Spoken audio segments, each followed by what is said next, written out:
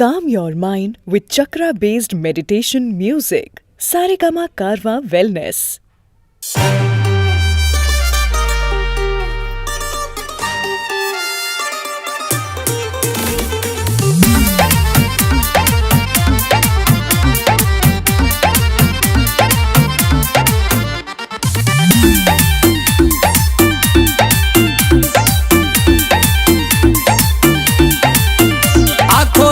आंखों में आंखें चार होता है, दे दे दिल जो वहीं दिलदार होता है।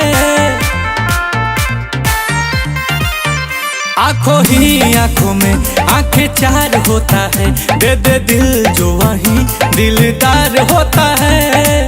अपने सनम को प्यार से हमको थोड़ा देखा कीजिए।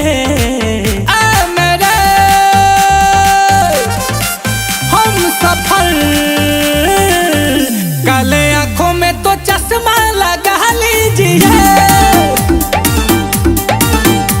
मेरे हम सफल, काले आंखों में तो चश्मा लगा लीजिए।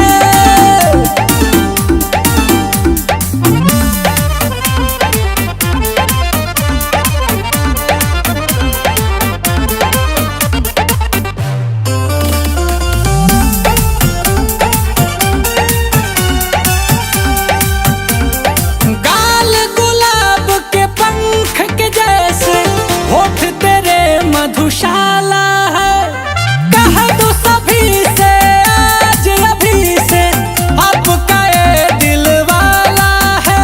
ऐसे हंस के दिल में बस के जरा सीने में तो चाहत जगा लीजिए। रूप है धूप है, लगा लीजिए।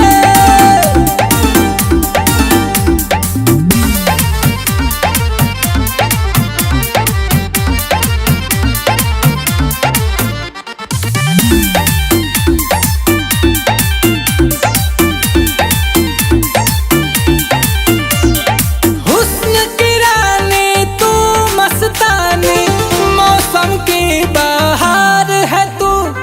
ताजमहल सी कोई गजल सी, नीलकमल की प्यार है तू।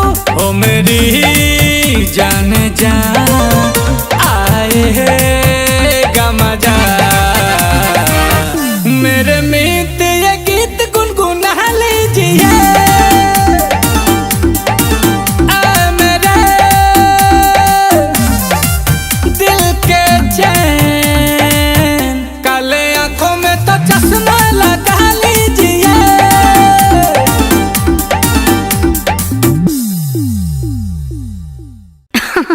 अरे पूरा इंडिया हिली बाबू, खाली तू देखत जा।